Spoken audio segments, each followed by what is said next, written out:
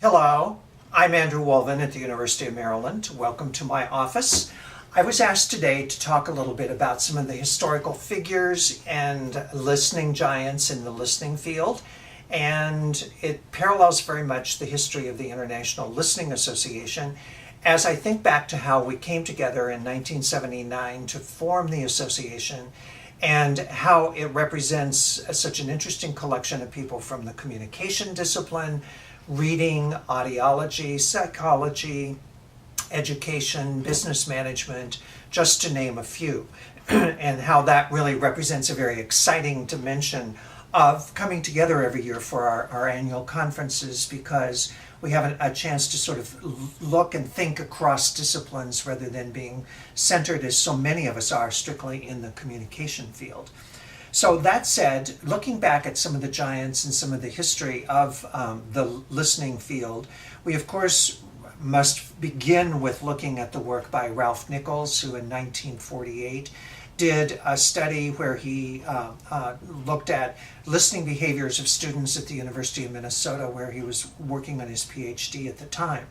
And from that, he was able to identify 10 characteristics of what makes for an effective listener, characteristics that have been carried down to the present day. If you look at most basic communication textbooks, for example, the chapter on listening undoubtedly will have some iteration of what Nichols identified way back in 1948. Likewise, there were some other people who did some interesting early work in the field. Donald Spirit, who was an education researcher at a university in Australia, factored out various dimensions to come up with something that is indeed a listening construct, though Charles Kelly, looking at some of the measurement instruments available at the time back in 1967, concluded that really most of what we were looking at that point were measures of intelligence as much as they were measurements of listening. Others, though, developed some interesting tests. Robert Bostrom developed the Kentucky Listening Comprehension Test, an audio test in 1983, and Kitty Watson and Larry Barker developed their Watson-Barker listening test, which is now available on video as well as audio. And it is used very extensively to this day as a measurement tool in a lot of research studies that people do in the field. The constructs of listening, though, go back to some other research. Stanford Taylor, for example, who was a reading person, did a book on teaching listening in which he designed a visual model of the listening process that incorporates many of the variables as well as the process itself. And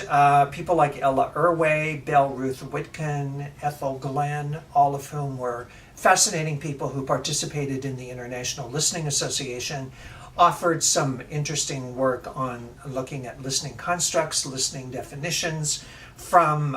the field of education, from the field of audiology in Whitkin's case, and communication from Ethel Glenn's perspective.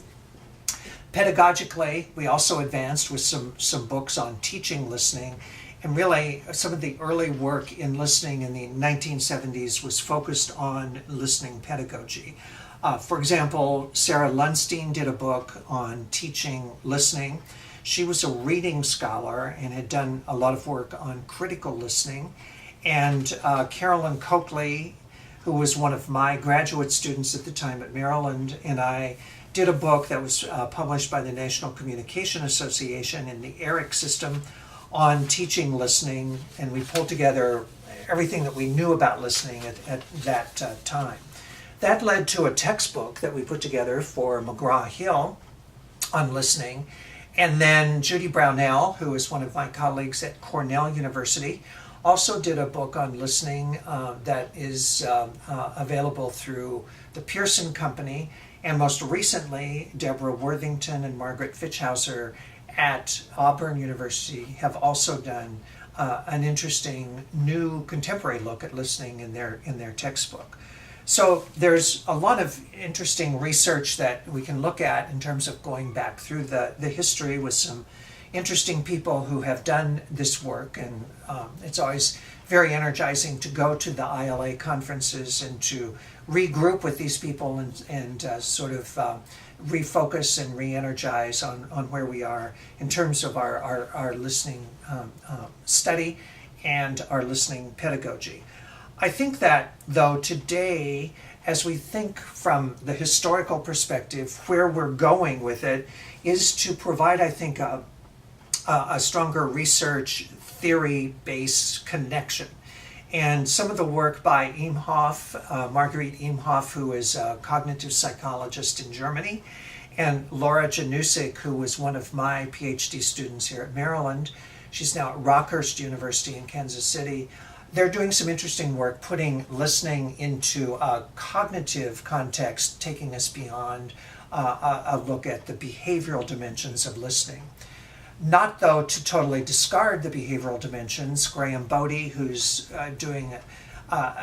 considerable seminal work on listening at Louisiana State University, has developed, I think, a really important perspective as to how we've got to be more systematic in terms of observing listening behaviors in our quantitative research, which would take us to some methodological considerations. For instance, Will Powers has developed a model of what he calls listening fidelity, thinking about how the speaker's cognitions and the listener's cognitions, when they are in resonance and are similar in terms of understanding, then we have fidelity, if you will, in the communication. And further making applications, Donald Rubin at the University of Georgia did some early work on the concept of listenability, and it ties kind of back to some of the work in Carl Weaver's book on human listening, where he talked about what the talker can do for the listener to make the message more listenable. It's very relevant too to look at Dick Halley's book on how audiences listen and how much that too can inform speakers and speechwriters as we move forward today in the 21st century. So looking ahead, some of the research implications beyond the pedagogy, beyond the theory, beyond some of the methodological considerations, hopefully will take us to a more sophisticated level of using physiological measures. Some of the communication biology work can certainly inform our understanding of what happens in the listening process, particularly as we gain access, as we do have here at the University of Maryland, with an MRI laboratory where we can do some brain imaging to really understand better how listeners are responding in terms of where they're responding in the neurology of listening. Further contextual applications, I think, continue to be exciting as we think about how today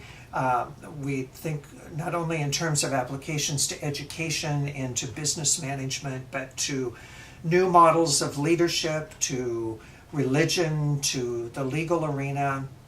and to the healthcare context, just to name a few of the potential areas where we need to do much more work in terms of understanding the role of listening and how listening should and does play out in all of this. And so, as you can see, we have a fascinating history behind us as listening scholars, listening practitioners, and we look forward to making great advances here in the 21st century.